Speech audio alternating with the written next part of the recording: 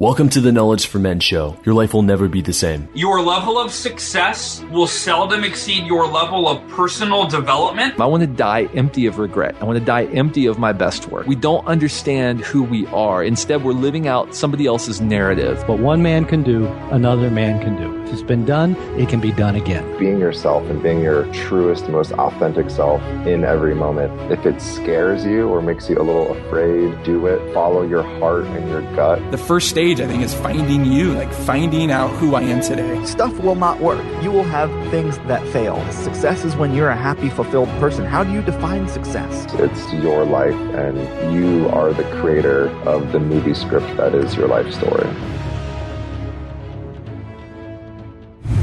The all-new FreshBooks makes ridiculously easy accounting software that's completely transformed how freelancers and small business owners deal with their day-to-day paperwork. It's been redesigned from the ground up and custom built for exactly the way you work. Get ready for the simplest way to be more productive, organized, and most importantly, get paid quickly. The most important thing for everyone listening is that getting started on FreshBooks is extremely simple, even if you're not a numbers person. Actually, especially if you're not a numbers person. FreshBooks is offering a 30-day unrestricted free trial to my listeners on Knowledge for Men. To claim it, just go to freshbooks.com/men and enter Knowledge for Men in the How Did You Hear About Us section. Again, that's freshbooks.com/men and enter Knowledge for Men in the How Did You Hear About Us section. All right, guys, welcome to the show. I'm here with Mastin Kipp. He's an entrepreneur, best-selling author, and renowned public speaker, creator of functional life coaching. He's also the author of the best-selling books Daily Love and Claim Your Power, his latest book, which we'll be diving in. And he's also been featured in major outlets like Huffington Post. He's appeared on Fox News, ABC, CBS, the whole shebang. Mastin, welcome to the show. Hey, Andrew, how are you, man? I'm good. Good to have you here. So we start off the show with some sort of favorite success quote or saying that you've lived by. So let's use something from your latest book, Claim Your Power, which I'm really excited about. So what do you got for us, and what does that mean to you? Do you mean like my favorite quote from Claim Your Power? Yeah, or just a saying from it that everyone's talking about. There's a quote that is really resonating from the book, and it's interesting because it's resonating with all kinds of people. And I recently spoke at the Bulletproof conference, and it really resonated with their audience too, which is really fascinating. So, and the quote is this: it says, "Unless you're in mortal danger, fear is a compass showing you where to go." And people really, that's been something that's been a big meme that people have picked up from the book. So if there was one thing I could share from the book that's resonating, it would be fear is a compass. Unless you're in mortal danger, fear is a compass showing you where to go. Right. It's like if there's a cliff, it's like, oh, follow Mastin's quote and just dive. Yeah. If the building's burning down, maybe don't go into the burning building unless someone you love is in there and you want to save their life. But use common sense. But generally speaking, yes, jump off the cliff. Has this been true for you? Where fear has been a guiding compass for you on your journey? 100%. Yeah, I like to think of life in terms of like door number one, door number two. And door number one is kind of what everyone expects you to do. And it's kind of the easy path. So, you grow up, you go to college, you get a job, You kind of just go down door number one. Yeah. And door number two is the path where you're like, do I start a business? Nobody really does that. Or do I stay in this thing longer than I should? Or there's a lesson for me here. I don't feel complete, but I want to leave, but it's too painful, but I should stay. Or do I really put myself out there? Do I start a podcast? Like, it's door number two is sort of like it's the rarer choice. And that the choice always requires courage. And so I do my best to kind of always go to door number two, which is like, what is behind that one? Because not many people go down that path, Yeah, it's like the safe path versus the unknown path. Because the unknown path, you don't know what's going to happen, but there is some sort of opportunity that could be much greater, and likely there's more growth down the unknown path. Yeah, it's true. I feel like I have like FOMO, the fear of missing out on choices like that. Like, what would have happened? Like, I don't want to get into my life and go like, well, what would have happened if I had gone down that path? So yeah, I'm always curious, and sometimes to my detriment, what's behind the courageous choice, What is something that you do have FOMO around right now? You did not do it. Oh, I don't want to sound like that guy, but I'm pretty conscious of my choices, and I pretty much have always picked door number two since I was about 22. So I'm trying to think if there's anything current that's like not. I don't know. I'm pretty like on the cliff. I like live on the cliff. So I feel like I can tell you some of my recent number twos for sure. but I definitely do my best to live there. I can't think of any current choice that I'm not consciously moving, because I consciously live my life that way, which is terrifying, but it's fun. What was life like when you were not living on the cliff, when you were taking the safe path, the easy path? Yeah. There's a lot of comparison. I think you get around people who are doing what they love and there's jealousy. I think that when you're taking the safe path, like there's a lot of like, oh, it's easy for other people, or oh, that was just a dream in childhood. There's sort of this like kind of this like I've resigned to the way things are and as normal. And a lot of times when you take that courageous choice, things don't go well at first, perhaps, and so you kind of wish you had stayed back the way you did. But if you hang with something long enough, over enough time, things tend to work out for you. But it's basically just sort of a duller life, and a life of unlived dreams, a life of dreams that maybe you've forgotten about, a life of living up to other people's expectations, being jealous of people who are doing the things that you wish you were doing, versus consciously designing your life and basically being terrified once a day at least. At least once a day. Okay. Once a day. You got to be scared once a day at least, for sure. Right. What is your decision-making process then? Because I'm sure there's a lot of guys who are like, whoa, once a day, or wow, you've been doing that since you're 22. How do you do that? So I'm sure what is your decision-making process when you're looking at door number one, Sure. whatever that might be, or door number two? And then what are you doing to really stay on that edge and lean towards door number two?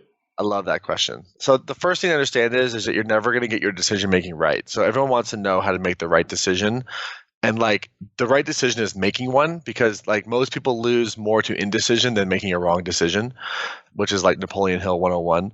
And so the first thing is understand that you just fucking make a choice. Just decide something, So that's number one.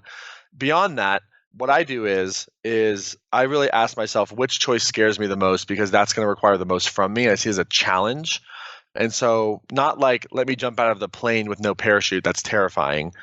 But, like something that's a really scary business opportunity, a really scary, the first time I spoke on stage was terrifying. The first time I published a book, well, all the times I've ever published a book is terrifying. So I really just look at which choice will scare me the most. And then I do it. And in those moments where I'm kicking, screaming, regretting it, or terrified, that's when all the stuff we read, all those books that are behind you, all the books that are behind me, it's like, that's when you need it, is in those moments to be like, everything is for me, not to me. Courage is the name of the game. I'm building emotional fitness. So, I look at it no different than when you're in the gym and you're pushing past your max. You don't say, well, that's my max. Let's add on 5 pounds and see what happens, and you go for it. So I think that the best way to push through is to literally push through and then lean on the personal development work when shit hits the fan, because it will, and it should be consistently. Mm-hmm. Yeah. What were you? What you said you're terrified of publishing a book. Like, what are you terrified of? What could happen? I think that there's multiple things about publishing, or just, whether it's podcasting, Facebook Living, a book, there's a fear, everybody has it. I've worked with thousands of people, and there's a fear of judgment. What are they going to think about me? Will they be there for me? And I think for me, that's the biggest question, is like, will they be there for me? Because, that's, I think, the question we all ask in every relationship is, are you there for me? And whether that's, friends, whether that's the people that were being put out there, for the people that I care about. There were a number of people who I thought were, that had my back, that in this last book launch just didn't show up, which is never fun. So, there was sort of a manifestation of that fear too, but there was also a tremendous amount of support that did show up that was unexpected. So net, it's always, it's actually a better experience.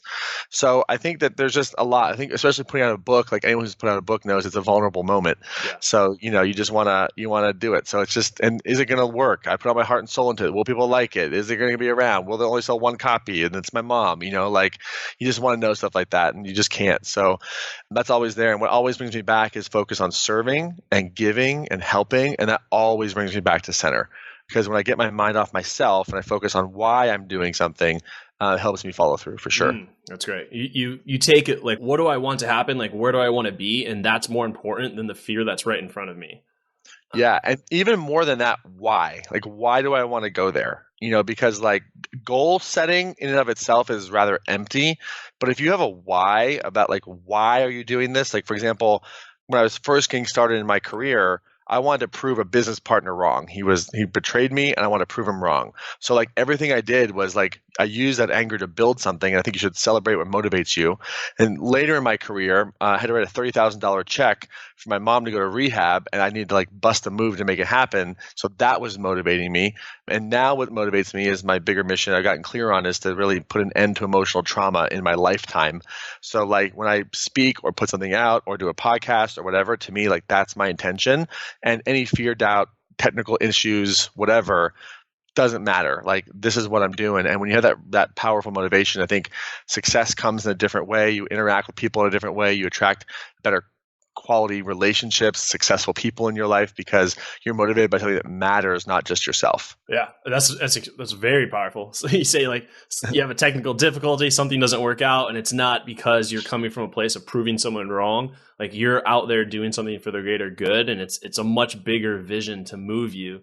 Or even just when you're procrastinating, you're not feeling like doing it. It's like you have that why. It's like this has to happen. Like I got to get past this right here. That's right. So taking it to the next step here, I feel that your book here, you start off talking about death. Isn't that such a positive thing to talk about at the beginning of a book? That's what I noticed right off the bat is you go into death, and I think for a lot of people, it's something maybe you build up towards or something, at the end you talk about, but you're just like, boom, death. Like, here we go. Why did you do that? And what is the significance of death in claiming your power? Sure. It's a great question. So my publisher actually didn't want me to use the word death. They wanted me to use the word stuck, but I very intentionally used the word dead because when someone comes to me, like something's not working in their life. And the more direct, the more honest, the more real you can be about what's going on, the better. And so like Freud, there are a lot of things about him that were not agreeable. Don't mistake the messenger and the message, just focus on the message if you're not a Freud fan, which is understandable, but he's a lot of contributions to the field. And one of the things that he helped us understand is that if the more direct language you can use, the better emotional response you get. And the more emotional response you get, the more change you get. It's not just some head idea. So I wanted to use that to wake people up from the very beginning and go, yeah, I'm actually emotionally dead. Not physically dead, but in a relationship or in your job or in your career or with your family or friends or finances. If you can admit this thing is dead, you've got nothing to lose and it's motivation to change. And when people realize that, a lot of personal growth, one of the reasons why I wrote this book and created functional life coaching is because a lot of personal growth is just focused on forward momentum and setting goals and achieving them. But nobody's talking about the trauma and the hurt and the pain underneath the drive to succeed that is not addressed. And it creates all kinds of problems in the world, from political disarray to abuse, sexual abuse, physical abuse. It creates dysfunctional families. Entrepreneurs will consistently self-sabotage their careers because of it. So what we do is we say, yeah, you can go achieve that thing, but let's talk about what no one's talking about, because that's the thing that's holding you back, not your mindset. Like it's the trauma, it's the emotion, and that's what's holding you back. And when you realize wow, this has made me dead in this part of my life, then we can get real about it. Because I like to get to the heart of the matter. I like the bullshit. I like to get straight to what's going on so people can move forward. I'm not someone who just likes to talk about love and light and all that bullshit. Like I want to get right to what's really going on. Yeah. Yeah. And just green smoothies and eating organic food. It's look, those are all good stuff, but you got to do the emotional work. Like kale will not solve your problem long term. Like doing your emotional work will. And by the way, neither will training. I mean, there's a lot of professional bodybuilders who have been some type of abuse, So the underlying emotional work is always the issue, and it's always what we want to focus on, and that's what I do. Paint a picture of what it might look like for someone who's emotionally dead, so they can kind of envision themselves like, oh, that's what he's talking about. Sure. Well, it's a sense of numbness. It's a sense of missing out. You're procrastinating. You're doubting yourself. Your reference to life is what will other people think, or you think other people have to do a certain thing or be a certain way for you to feel good. You think the economy has to be a certain way. You think Mercury can't be in retrograde. You think that you have to have six-pack abs. You think there has to be things externally that are a certain way. And typically there's fear, frustration, and typically unresolved trauma manifests itself as low-grade depression or anxiety. So if you have chronic anxiety or stress, or chronic depression, chronic sadness, chronic just sort of sense of being down, that's definitely a sign of work that it's got to be done for sure. Okay. And how much time do you spend on this trauma, on this past? Could someone, or are there, I just don't want there to be confusion that like, you could like you could live in this trauma. Like you could People live in do. the past and you could almost say like use it as a trump card where it's like, Yeah. hey, this thing happened to me. And I mean, it didn't happen to you. So that's why you're able to move forward, but I have this, and you could hold on to it like a trophy. Totally. Yeah, it's a great question. People do that. So that's a multi-layered question, and I want to answer accurately. So here's what's so funny, or maybe not funny, ironic is a better word. If you're not doing your trauma work and you're not aware of it, you are actually in a life that is recreating it in some form. So you actually are living in it and you don't even know it if you don't do the work. And I can break that down in a second. The other thing is that anybody, so before I say this, I have extreme compassion for anyone who's ever been hurt. I don't sexual abuse, physical abuse, emotional abuse. Your parents just didn't meet your needs as a child. Maybe there was an embarrassment, there was a wounding, something happened, there was a betrayal of some kind. There's all kinds of things that happen. And I have a lot of compassion for that. I've been through that. I've had thousands of clients that I've worked who have gone through things. And you got to understand that no matter what you've been through, someone else, and most likely millions of other people have been through what you've been through.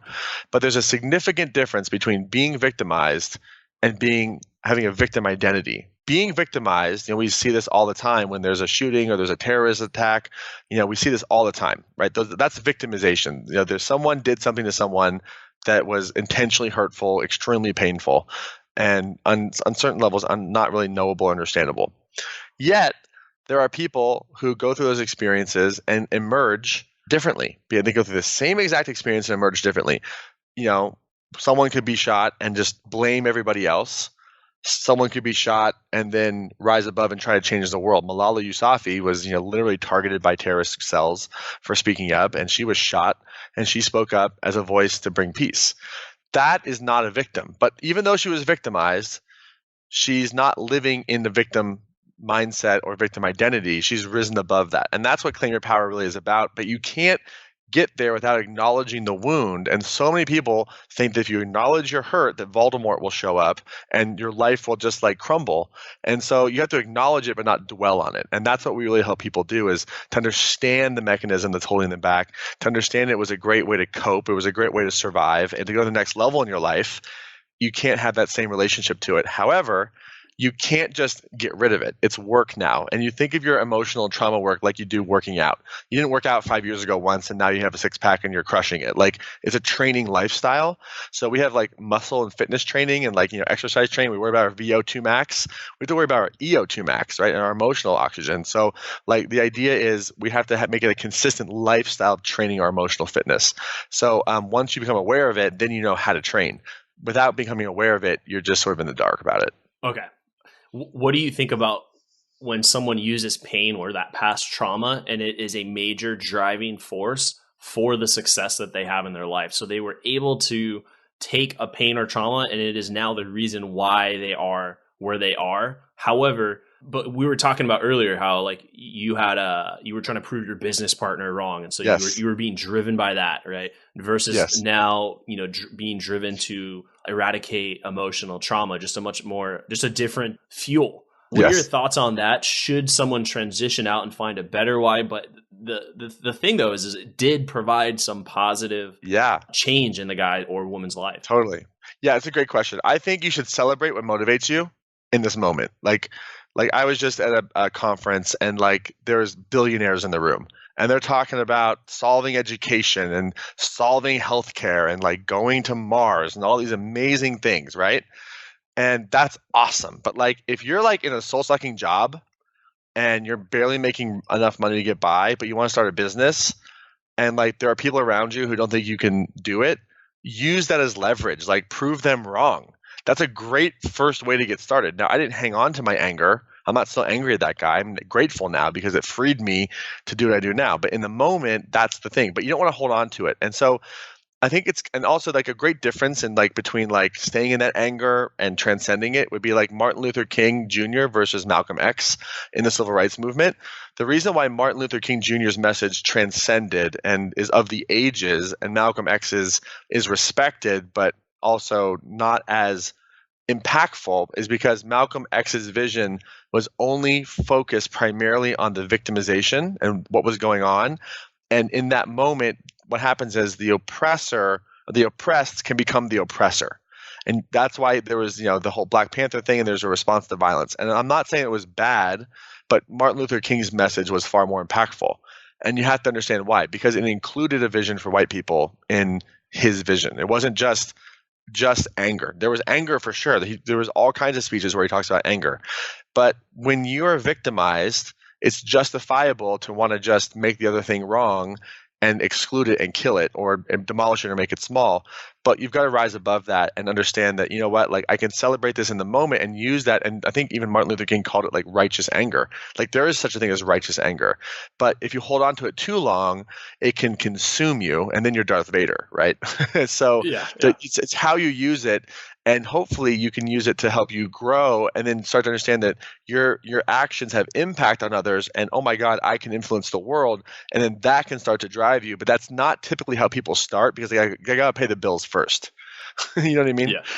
Yeah. It seems like that sort of anger or coming from, using the trauma to fuel your life is like nitrous, where it is a very powerful force. It can get you to do things that you just wouldn't not be able to do otherwise. However, if you're continuously going to run on it, it could blow the engine up. It could manifest itself in a dark way. That's right, 100%. Because if you don't heal it, you'll definitely quote self-sabotage. Like anybody who's ever in the public eye self-sabotaged, what they were really doing was hitting a threshold of trauma that they have not processed. I don't care if it's Travis from Uber, Harvey Weinstein, whoever. Right? We completely disown their behavior and values, but underneath it all is the trauma. And that's the work that has to be done. And you can use it to hurt people or you can use it to help people.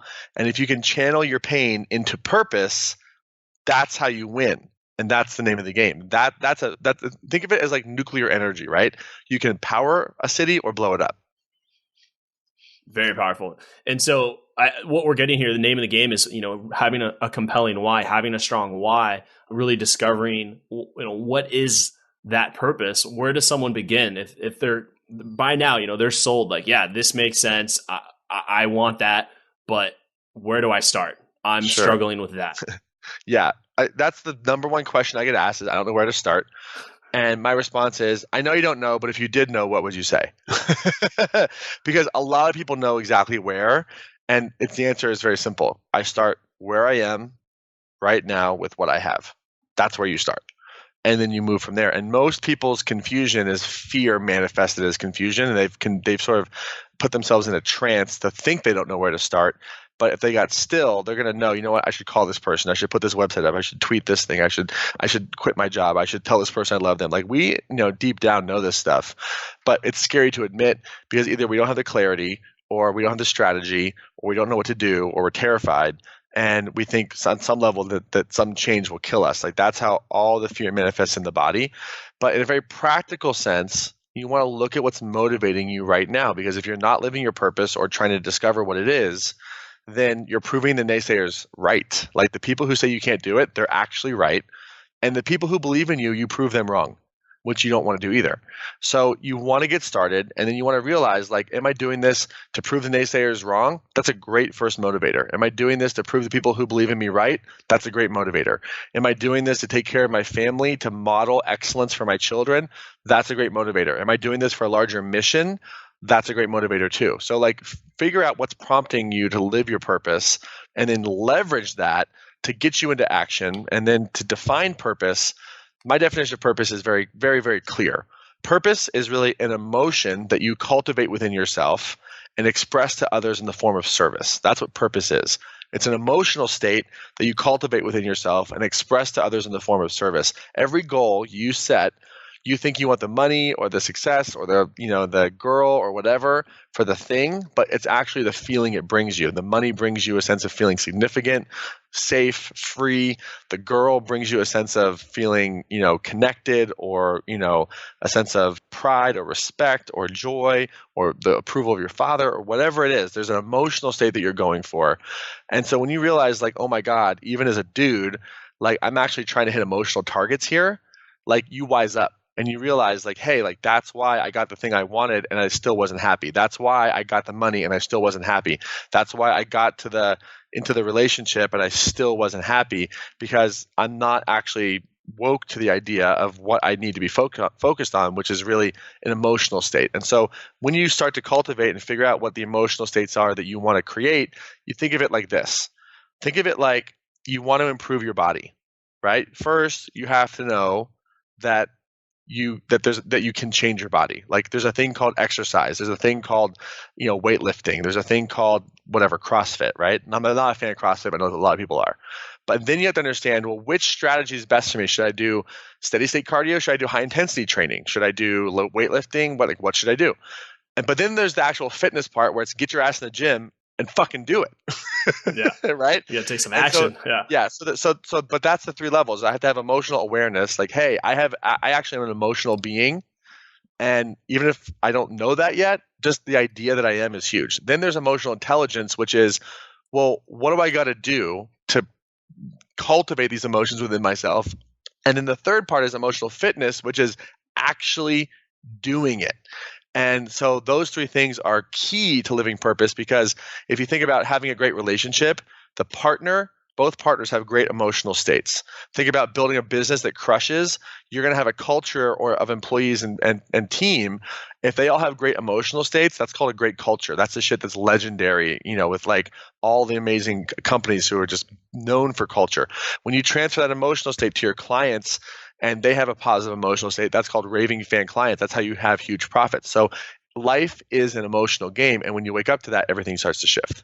Boom. How would you say you view your life's purpose versus how others like gurus or so-called experts would say like your life's purpose? I'm wondering, what is your angle on it and how it differs from the industry? Sure. The original term guru, by the way, comes from Sanskrit. It's made of two words, gu and ru, G-U-R-U. And all it means is to go from darkness to light. That's literally what guru means. So guru is someone who helps you go from a lower state to a higher state. It's the same thing as a coach, the same thing as a friend, the same thing as a therapist. That's what a guru is. And so one of the reasons why I wrote this book, I grew up in a scientific family. Both my parents were biologists. My father is a PhD in biology. I was like steeped in the scientific method. Even though I'm a college dropout, I'm very scientific in my thinking. I love data, but I also have a very woo-woo spiritual side. And what I know for sure, and one of the reasons why I wrote this book is, there's no common definition for purpose. It's this esoteric thing that people write about in theory, but there really isn't. Like, it's God's will. Well, what the fuck does that mean? Right? How do I know what that means? Like, what does that exactly mean? It's my contribution to what, to whom? It's my passion. What does that mean? How do I find it?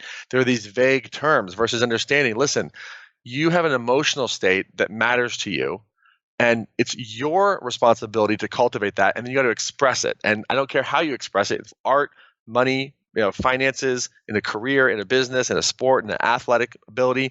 There's always an expression of emotion, and it gets transferred. And then you have to do it in the form of service, so you're not a selfish bastard and focus only on yourself. So that is really what purpose is. And I wrote the book because I see so much confusion. Like, if you ask 1,000 people, what does purpose mean? You get 1,000 different answers. If you ask 1,000 people, what's a Tesla, they're going to know exactly what that is. And so my goal was to create a common definition, because none existed. If we don't have a common definition of one of the most important things in the world, how the hell can we have a common conversation around it? Yeah. And how has having your purpose and knowing your why helped you overcome some massive amounts of adversity in this last year? If you can just throw out some examples of how you were able to overcome that adversity. So I personally am so spiritual, I have no adversity anymore. No, I'm just kidding. I'm just kidding. I think so you have to figure out what your emotional states are. Everyone has different states. My top two emotional states are nurtured and connected. So for me, the question always asks, what's the thought that will bring me to nurture and connection? What's the thought that will help me nurture myself? What's the thought that will help me express nurturing to others? How can I help others feel nurtured? And so in the middle of like craziness, like for example, had a crazy thing happen like the last 2 months. One day I woke up, we put all of our business expenses on American Express.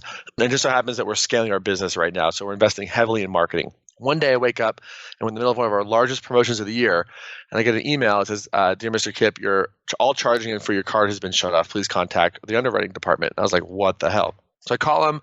They're like, "There's a change in your credit. We've reduced the amount of credit available by $150,000. And I'm like, thanks for giving me the heads up. We've done all of our financial planning for the rest of the year. This is messed up.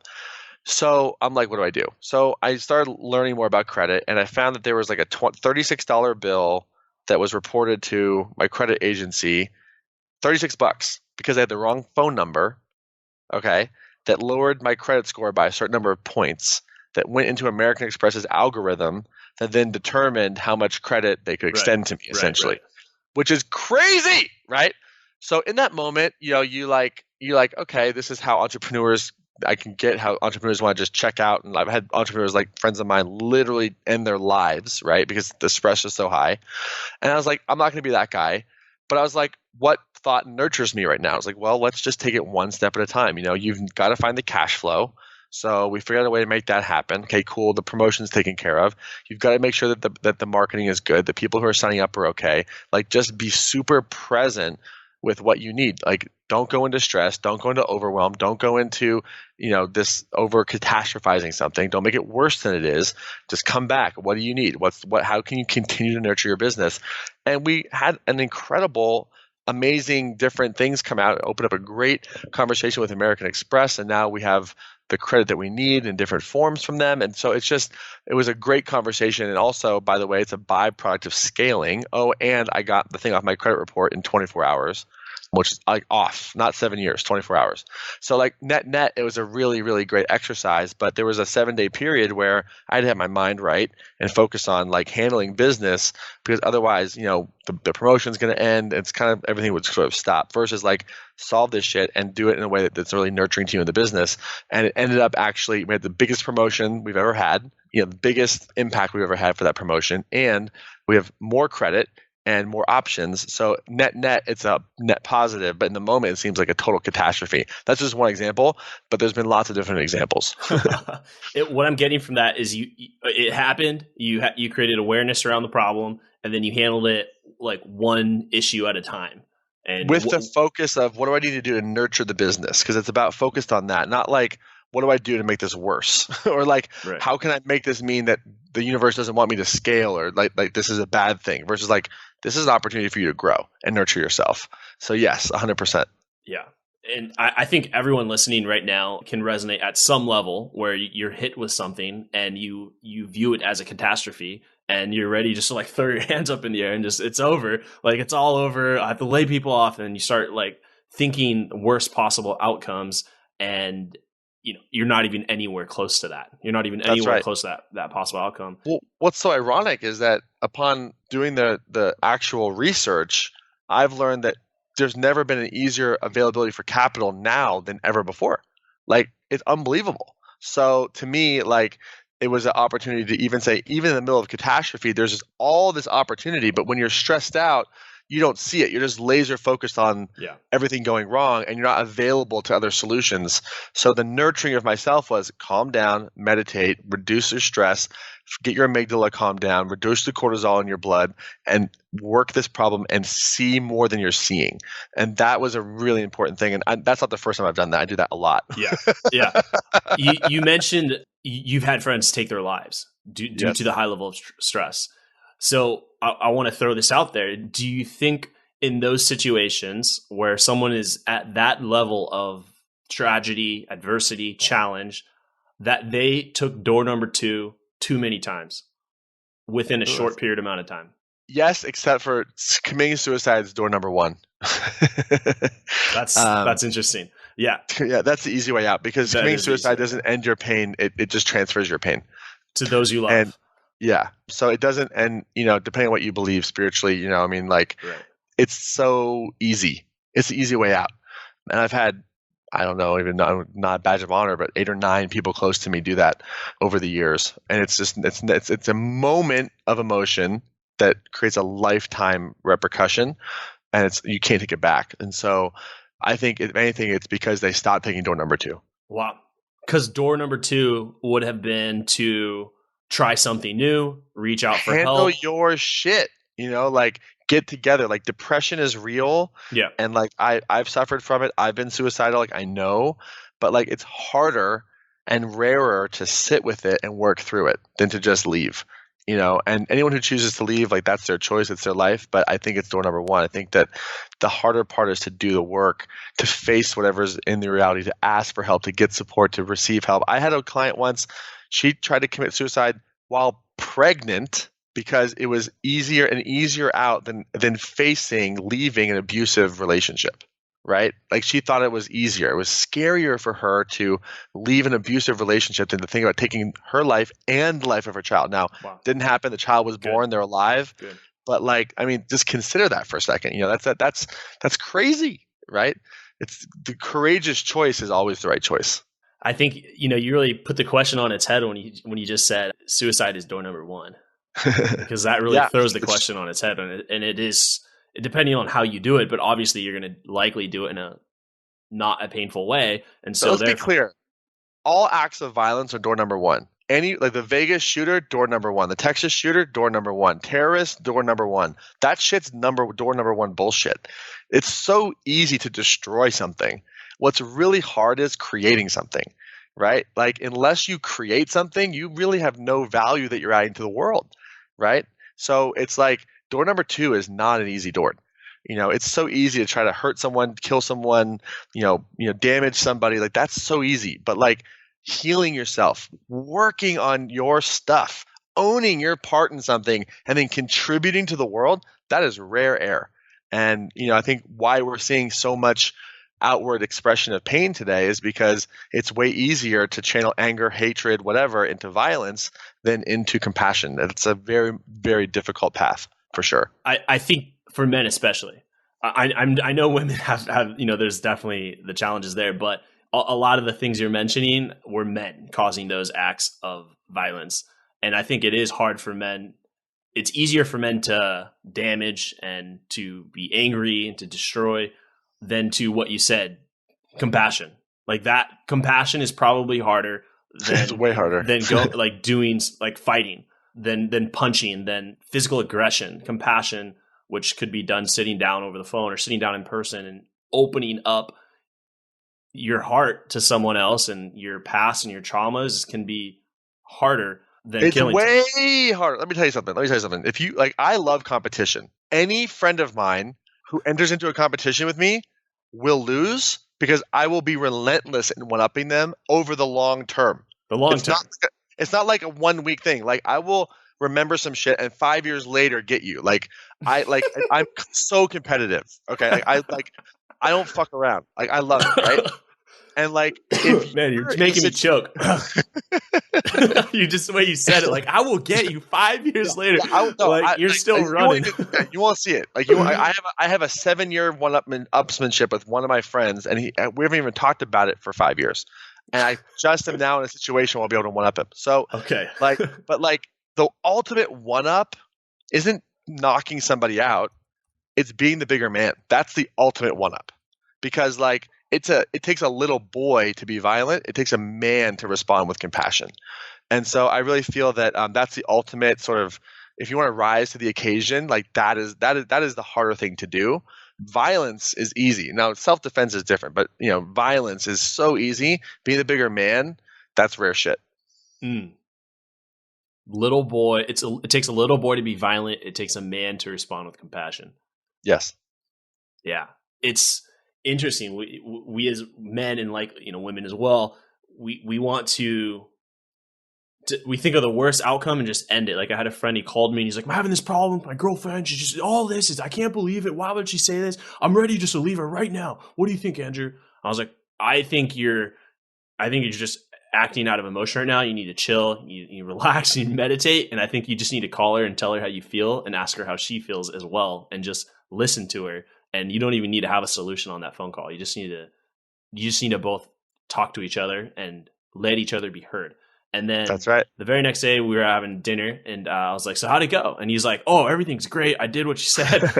Everything's amazing. And then we actually went out to dinner a couple nights ago with my girl and his girl. And it was like, she probably never knew that he was thinking about leaving her. but it just took him to be able to call and share and listen. Totally. I think and listening. I hope she's not listening to this podcast right now. She would probably, yeah, I don't know. She might like that. But I think that this is a very, very powerful message. I'm gonna quit the business. I'm gonna sell the business. I'm gonna fire the employee. But what is that conversation? Maybe with yourself, but what is the conversation also with the other person that likely needs to be had? There's probably tension that is unresolved. Yeah, I mean, so like what I'm about to say if extrapolated universally in every single situation, could be considered to be, I don't know, politically incorrect. I find it to be universally true though, because I focus on the data. If you're in a situation where there's pain and trauma and hurt like that, you have a part in it too. And so it's about being able to, like what you just said is so brilliant, like listening to somebody, not like the words are coming in and you're forming your reply with a yeah, but like your rebuttal. Actually listening and saying what I'm hearing you say is, and if that were happening to me, I would feel, is that right? And really getting to like into their experience, that is so huge. And being able to do that together in a relationship, that is rare air. And it's how problems get solved. It's so easy to say, you did this, I'm out. It's so hard to really understand motivation about why people do what they do. But if you can start to become self-aware of why you do what you do, and you can understand the people that you care about in their life, why they do what they do, and you can understand each other, there's compassion. I don't care what the situation is, you have a part in it. And that means you got to humble yourself and realize they're not the bad one and you're the good one. You're both fucked up. No, I'm just kidding. But there's complicity on both sides. You're both a part of the ingredients. Yeah. So what I'm hearing from you is people want to be heard so that I feel like there's alignment. And I think that equals a form of safety. I think that's ultimately probably what we're looking, the woman is looking for, I think, in a bigger way. But I think the man, well, I don't know. Do you think the man wants safety as well? Or what is it that the man everyone wants? Needs psychological safety. Okay. I mean, if you're looking at like Jungian psychology, if you're looking at like Dr. Pat Allen's work, you're looking at David Data's work, like certainly like the feminine's like top need would be safety, and the masculine's top need would be respect. And that's not male female. So don't hear me right. Masculine and feminine are energies. We all have it. Right. Animus, yin and yang, whatever you want to call it. And there's different needs, and we have both inside. So like a man has masculine and feminine, a woman has masculine and feminine, and gay people have masculine and feminine. So this is not gender bias by any means. It's energy, just like positive and negative magnets are energetic. So I'm not being sexist or any of that type of stuff. I'm just talking about energy, guys. You're good. I think my guys are good. They're like, we never thought it was a problem. Like, literally, like I get reamed for this a lot. So I just want to be clear. So when you see that, yes, but intimacy, especially in a relationship, the definition of intimacy is, being able to basically, intimacy is the byproduct of telling the truth, like the actual truth, and having that truth witnessed, and that can only happen in a safe space. So intimacy is a safe space where you self-disclose and learn about yourself and the other person. And trauma is the violation of that safe space. So I think we all need it, and try to restore it as much as possible, because otherwise you can't learn about yourself, and you have to have a safe space to learn and grow. Well, like I guarantee your friend that called you felt like you were a safe person to talk to about this problem. Oh yeah. I get that all the time. I'm like, oh, have you shared this with anyone? No, only you. There's the safe place. But you just said something, and I had to write it down, and I want to highlight it with a marker for everyone who's listening. You said intimacy is the byproduct of telling the truth. Yes. So a couple or even friendship or family members and the truth, it's not like you're lying, or I hope not, but the truth might be something you feel that you're not sharing. Yes. And there's a difference between like the truth and your truth. So like, I feel like you're an asshole isn't really the truth. The truth is, when you did this behavior, I was really hurt. That's the truth, right? Yeah. So it requires self-awareness. But the thing is, this like perfectionist society that we're in, or this like I study, I take the test and get an A+ society, we think we have to know stuff. But in relationships, like you do some crazy shit and you don't know why you do it, and you talk about it and you self-disclose and you realize that was what was motivating me. I didn't even know. Right. And because a lot of things that motivate us are what the term is unconscious or hidden, or we don't know what they are. And so sometimes like it's through that self-disclosure where you learn about yourself. So the presupposition that I have to have total self-awareness before I can tell the truth isn't necessarily true. It's more like, yeah, I did that and this is how I was feeling, and you can start to disclose. But, a lot of families and people have things they slip under the rug and they don't talk about, and you can't be intimate when there's an elephant in the room. You just can't. I think that's beautiful. Well said. I think just so many guys listening, I think we need to apply. I think there's conversations we need to have where we can really put this into practice today. I want to dive into the knowledge round, just a few last rapid fire questions before we close out here, Mastin. Sure. The working world has changed. With the growth of the internet, there's never been more opportunities for the self-employed. To meet this need, FreshBooks is excited to announce the launch of an all-new version of their cloud accounting software. It's been redesigned from the ground up and custom built for exactly the way you work. Get ready for the simplest way to be more productive, organized, and most importantly, get paid quickly. The all-new FreshBooks is not only ridiculously easy to use, it's also packed full of powerful features. Create and send professional-looking invoices in less than 30 seconds, set up online payments with just a couple of clicks, and get paid up to 4 days faster. See when your client has seen your invoices and put an end to all the guessing games. And I'm excited to announce that FreshBooks is offering a 30-day unrestricted free trial to my listeners. To claim it, just go to freshbooks.com/men and enter Knowledge for Men in the How Did You Hear About It section. Again, that's freshbooks.com and enter Knowledge for Men in the How Did You Hear About It section.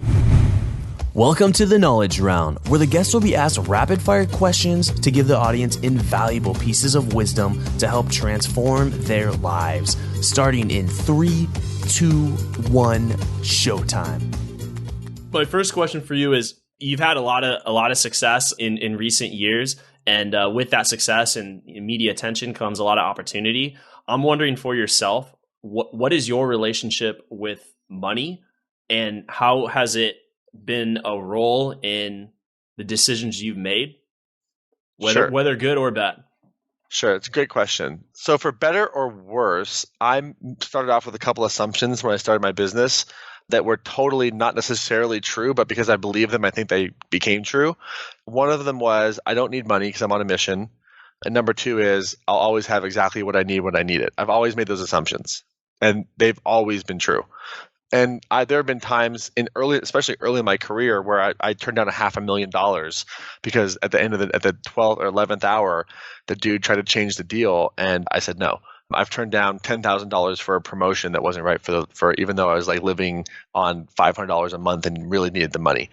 So I've definitely not made decisions based on finances alone, though it's great making money. I've got no problems making money. I think it's great. But I also think that I'm in a different place now. It's a quality problem. Covering basic needs is easy. We're at a place now where we're putting financial controls in place where we have to actually pay attention to it. Because for me, making money is easy because it's a mission. It's fun. I'm aligned. I know how to do it.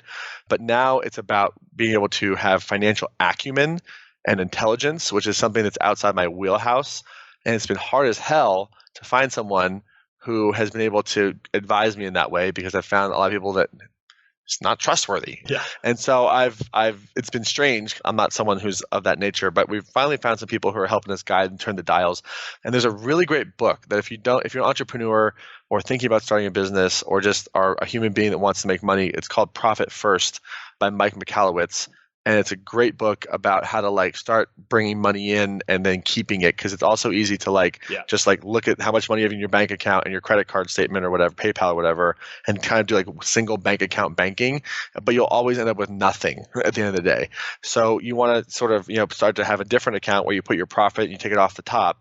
And that mindset really changed the game for me too, because I realized whoa, I pay everybody but me, which is cool. I'm not out buying Ferraris, right? I'm reinvesting in the business, but I got to start to take care of myself too. So that's been a big thing too. So, but being able to receive it, I had a wealth coach who's a friend of mine ask me a question, which kind of almost brought tears to my eyes.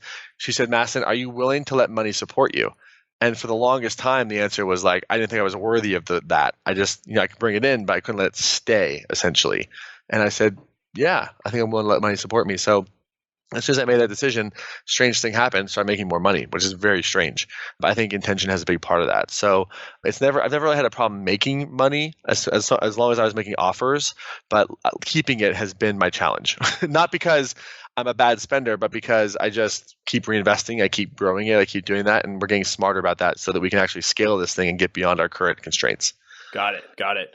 Mike Michalowicz, amazing book. He has 3 books, all of them amazing. Yeah, Profit First. No, don't tell them about the rest of them. There's secrets. If they read about Surge, people are gonna fucking. No, I'm just kidding. No, they're great. They're great books. He's actually been on this show several times, and he's talked about Profit First on here, so you guys can check that one out. I keep hearing you mention. I was at this conference. I was over here, and I spoke at this conference. Or I was attending this, or I was just with my wealth coach. How much time and energy do you spend in your self-development on an annual basis? And how has that led to some unexpected opportunities in your life? Depending on who you ask in my life, the answer would be too much money. No, it depends on the year, but I probably invest upwards of $300,000 a year in some version of personal development. But I mean, that's also what I do. So, it could be medical, it could be financial, it could be mindset, it could be marketing. There's a couple places that I go that I think are really amazing. And, being in those environments, most of the key relationships I've had in my life have come from events and conferences. And one of the things that I do is whenever I go to an event or conference, I never ask, what am I going to get? Who do I want to meet? How do I want to strategize with people? It's like, let me just meet cool people. And then I ask, like, how can I help you? And if someone can help me, I'll ask, but I always try to create a win-win. If I ask for something, I never just make it a one-way. And strange things happens. Like, you have a sense of confidence about yourself in those environments where it's very easy to feel insecure that you wouldn't normally have. I didn't always do that, but as soon as I started doing that, everything started to shift. So I think being in proximity to people who have similar values, being at seminars, being at events, being at conferences, like, it's not the only thing, but I think immersion in those environments is very, very powerful and necessary. And I got to do it consistently because I get off track all the time. And those are the people who are like, hey, knock it off. And they're further ahead than I am. And it's just really it's a powerful, powerful container. And you got to pick your tribe really well because there are people who will love to take your money and not deliver value. But if you can find those places that really resonate with you and that, have great culture and great community, it can be, you can get 1 million x year return on your investment for sure. Absolutely. I think it's easy to get caught in, such as what we're doing here, is listening to podcasts by yourself, reading books by yourself, watching videos by yourself, and even maybe you're buying courses by yourself, but getting out there and meeting other people who are on a similar path and purpose, who are either ahead of you on the same path or even below, whatever you want to call it. I just think that immersion aspect is game changing. It's huge. It is huge. It is it. Yeah. It's necessary. It is necessary. What have been 3 of your most influential books that have helped you on your journey? Oh, son. Turn around and read off. I know, I'm just looking over there. Oh, gosh, it depends on what phase. I think okay. I like that distinction. I like that distinction. It depends on what phase, because different books are. Yeah, there's so many different phases. Generally speaking, I would say that it was actually an audio recording that was never, I don't think it's a book. It's called Energy Anatomy by Carolyn Mace, MYSS. She is like she's a former nun, and she's like kicks your ass. And she like breaks down spiritual principles into just like these actionable, no bullshit principles. And she's like so to the heart, and she's so smart. And so Energy Anatomy by far has been extremely impactful. I would probably say Traction, which I see behind you, also huge. You can see it. Yeah, I see Traction or Scaling Up. Yeah. Both of those books are awesome. I was just with Vern yesterday, and he's awesome. But I think that learning how to scale something is super important.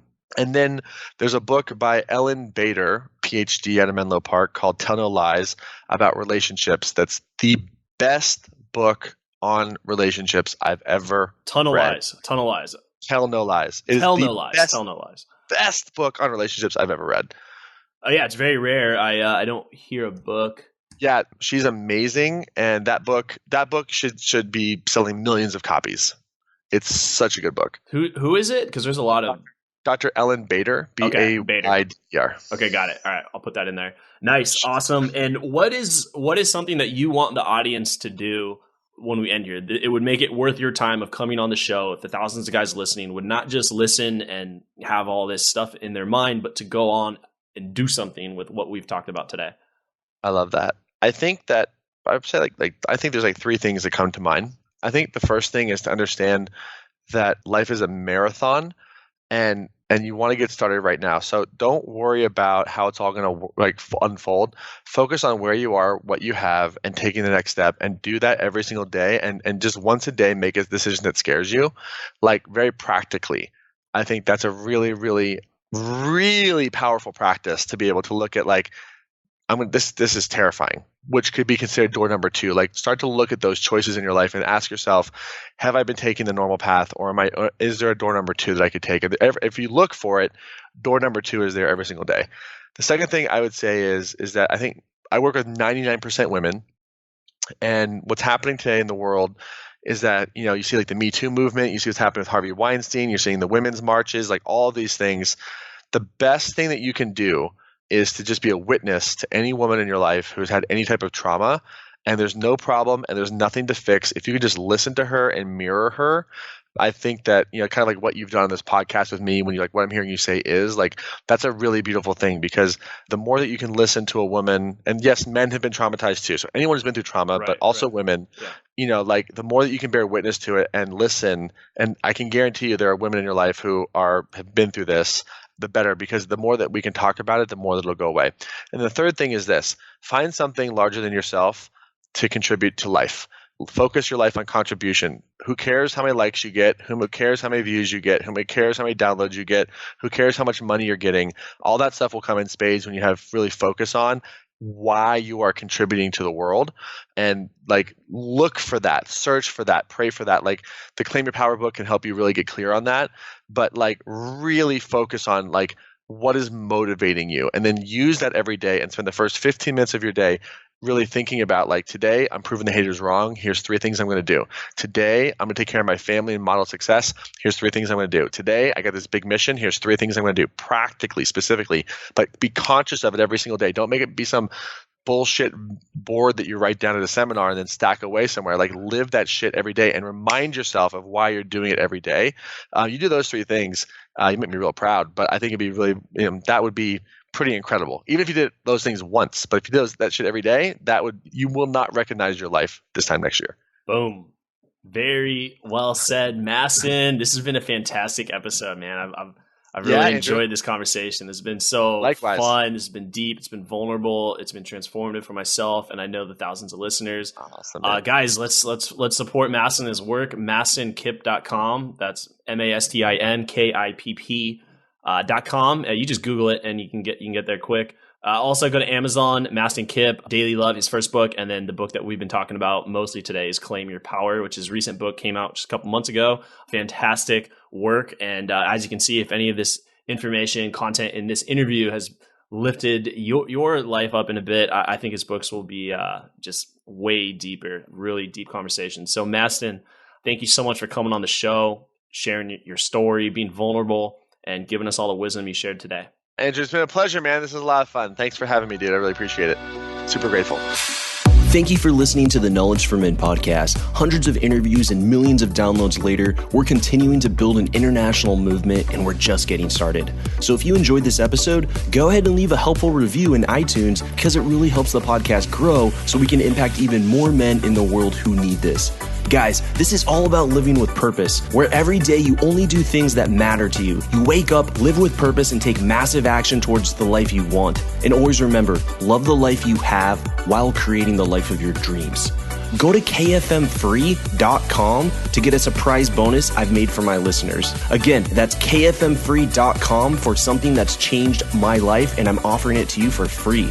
Also, check out my Amazon best-selling books that I've written for you to help you crush life at kfmauthor.com. Again, that's kfmauthor.com to see all the books I've created to help you break through in life. This is your host, Andrew Farabee, founder of knowledgeformen.com, and I'll see you in the next episode.